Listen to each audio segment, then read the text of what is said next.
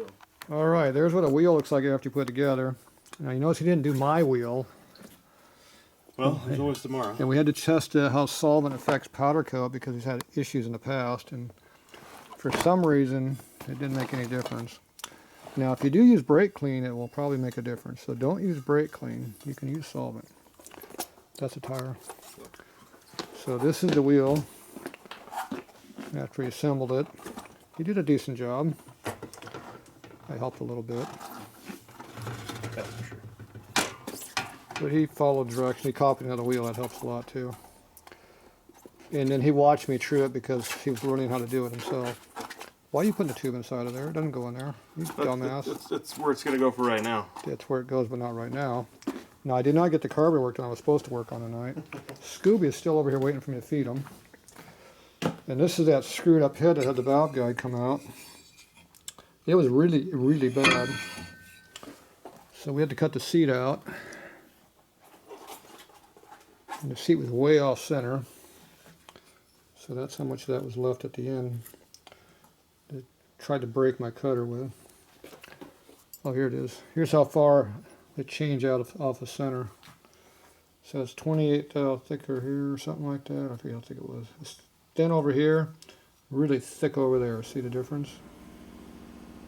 Real thick, real thin. That's how much the valve angle changed. So instead of the valve angle being straight like this, it is now like this. Quite a bit. So when you put this inside the head, it was way over here. I cut this out a lot, trying to make it work. But we were still way high in the air, and then there's no way the seat would ever contact.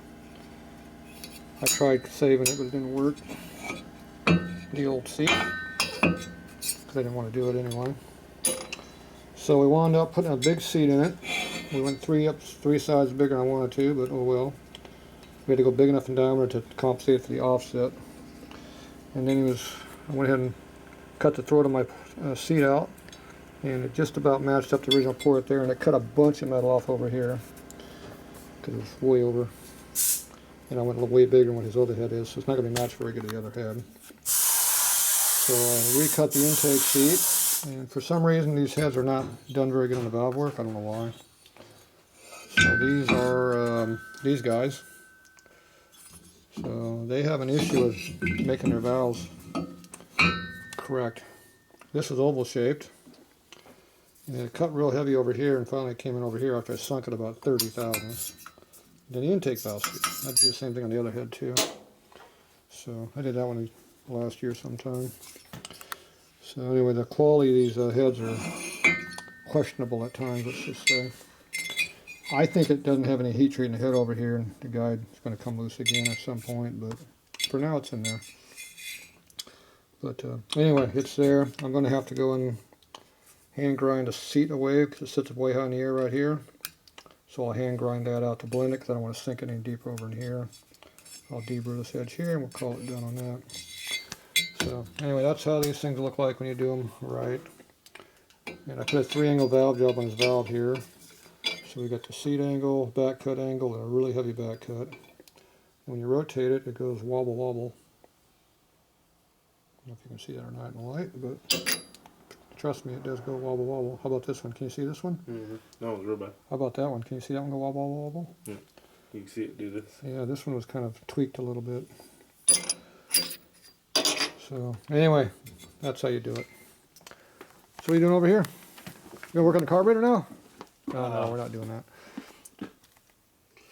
Oh, we're gonna put a tire on it. Yep. Okay. Well, people don't like me putting tires on because I might scratch your rim up. Good thing it's aluminum, and I can We don't want to polish show. it back out. We don't want to show anybody how I butcher or put tires on. You didn't. You're hiding the fact you ground the rim. Where'd you grind it out? Oh, look at you ground a hole in it. There. Oh, there's one he did. Mm-hmm. What were you grinding in this one over here? Well, it was the angle.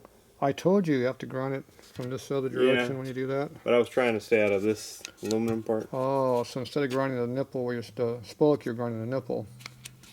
But it's smooth now. Okay, yeah, it is smooth. I mean, this one did a better job. You didn't cut too bad. Mm-hmm. Oh, the other one looks. See, every tooth goes the other way. You did a better job on these ones. Yeah, it's a Little little. close to my light. Make sure that's nice and burr free in there. I'm putting the holes in the tubes. And that rim is really, really bent. I should let you straighten. You would have come back in a week and it'd have hammer marks all over it. I say it probably would have ended up in the trash. Let's just say it has some issues. Where'd you get this thing? Was it new? No, I don't remember. It came off a crash bike somewhere. It was supposedly an Acronaut, but I'm not sure. Yeah, it could be. They put a sticker on it. They don't really mark them. So, but either way, it was not exactly even. Yeah. It's pretty close now, but it's got a right where the weld is. It's got a big dip in it. It goes like this. But oh well, we got it pretty close. Find the weld again. All right. Here's the weld. Where? Right here. Oh, there it is. Yeah. So it's real low here, where they ground it all out on this side and this side. And then these two sides here, it goes way up in the air, and then it drops way down. Looks like a big W going like this through there. Well, yeah, it does a little bit of this too on the side, but yeah. those grind marks there are all right. It almost looks like the rim is bent here. It's ground so much right there. It almost looks like the rim is bent. It's not. It's just ground away. Yep. Yeah, over here it does look like a big bend right in here, but it's not. There's a big low spot right here where they buffed on it real heavy. Yeah, it's got some issues. But it spins pretty true. That's all that matters. It'll go down the road. Yep, it will. All right, that's it. Enough updating. We'll have to work on the carburetor tomorrow. All right. Okay, we're finishing up this head here. Like we did last night. So the, I'm not sure if I showed this yet or not, but anyway, I got the seat put in here. It's all offset wrong. Light went out. There we go.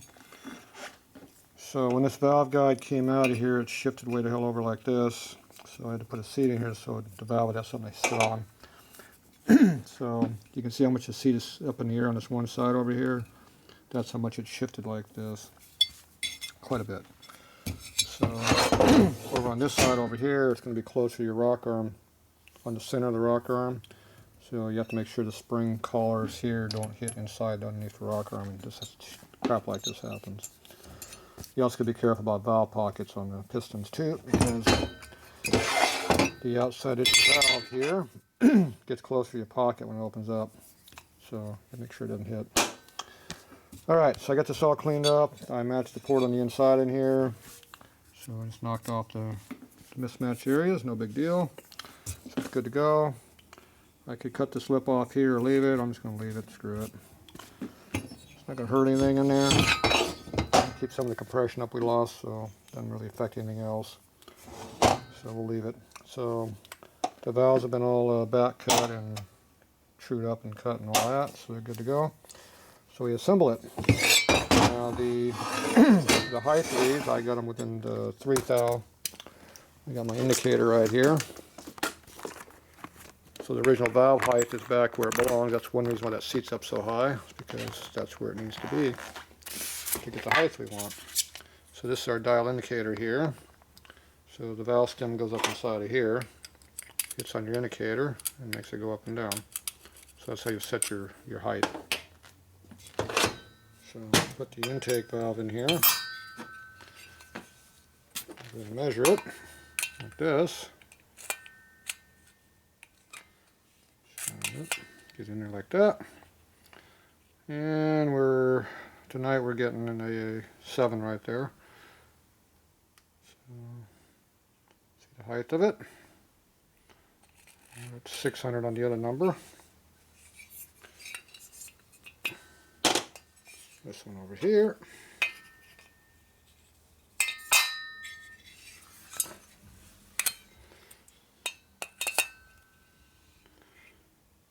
So you're 600, and we're at, today we're equal 7. Yesterday I was 3 thou different. See, it depends on where you're on that valve stem, because the angle change, see? It affects it a little bit. So we're 3 to 7 thou, depending on where you're at on it. So there's 2 thou. Either way, it's within 5 thou easily of the other valve, even though it's at a totally angle difference. So when you're like that, you got your clearance. So there you go. So everything works the same.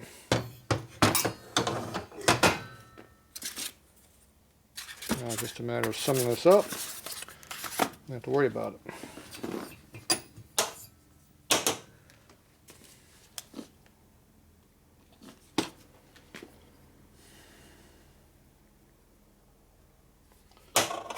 So when you got damaged heads, just about all you can do is make it work. The only way you could really fix this is completely weld the hole up, start over, come back closer to being a real number, real centerline dimensions, but depends on which way you want the customer wants you to go and stuff. You don't really know how bad it's going to be until you're already invested in it all the way one direction already. So changing it midstream doesn't work too good usually. That's probably out of this one. It was so bad that we had to continue. We lost the reference angles to get the original angles anymore out of it, so oh well. Okay, so we got a guide, it's got the intake, and we got exhaust. So the intake, I was able to get the stock seal off without damaging it. So it goes down like that.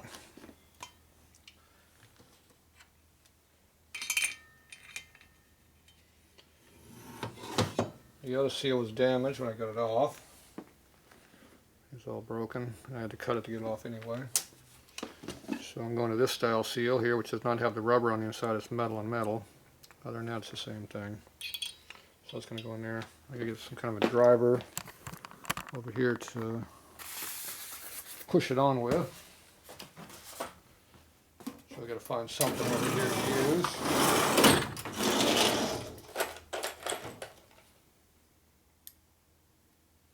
Not that one. Nope. That'll work. Little black one fits in there. It's cut big enough for the whole seal lip to go in there without pushing on the lip.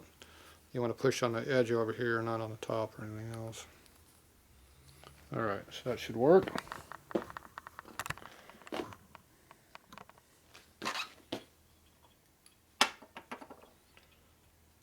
So just kind of wiggle around like this a little bit as it goes down. It'll go over the valve without damaging the seal lip. Push on there like that.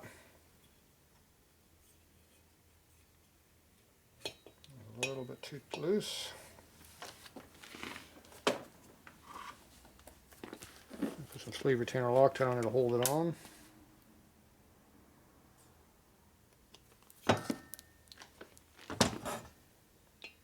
Don't have enough holding power without the Loctite on here.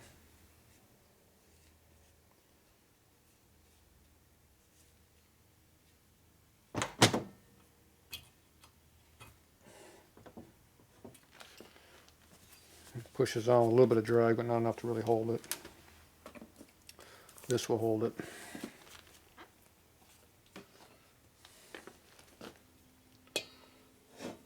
Okay. This, I'll push that down the rest of the way. That one's all the way down now also. And we just got to put the seals on, or the springs on it now.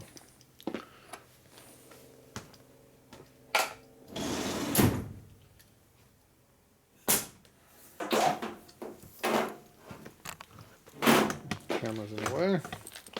So we got our nice valve spring compressor up here, way up there.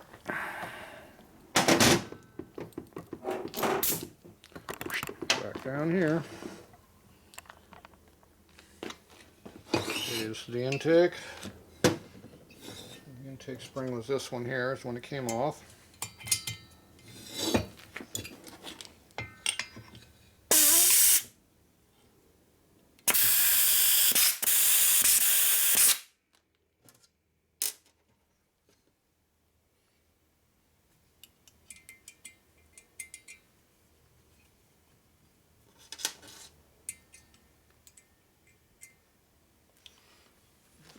Push them over a little bit here to get it off. There you go, that one's on. Exhaust.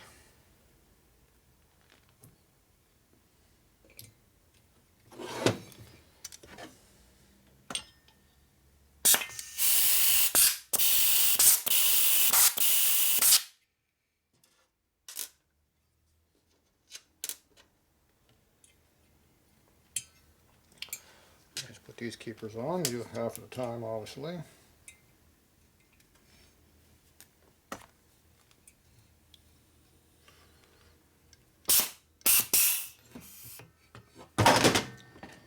Okay. And I'll use tapping to make sure they're not all the way. Make sure they're seated in there firmly.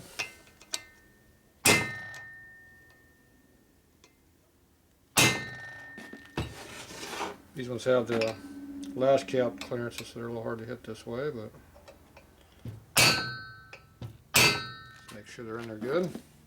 Got our spark plug left over. That's what he was running before.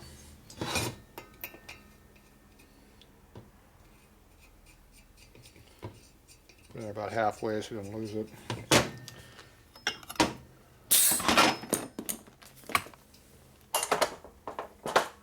Somewhere he had a bolt that was over in here. I don't see what he did with that bolt that was here, if he even might have took it with him. But either way, it's all done now. So this one's all good to go back on the road. The lock table, let's set up overnight, we'll lock it in there. It'll be good to go for a while. So anyway, it'll run. It'll probably run better than it did because the valves are actually sealed now. Before, the valves weren't sealing for squat. So, but anyway, it's not the world's best looking job when you're done, but it's workable. So I got to deburr that edge. I forgot to deburr that edge. My deburring tool right here. I don't like sharp edges. So, like I said, it's just when you got these broken parts, you do what you gotta do to fix them. They're never as good as new, unless you're really going there and start over on making them. So, like I said, if I welded it all up and did all that, I could have made it just as good as new, but it'd be a hell of a lot more work. All right, well there you go. Set of heads ready to go back, or one head anyway. Go back on the bike. That's it for now.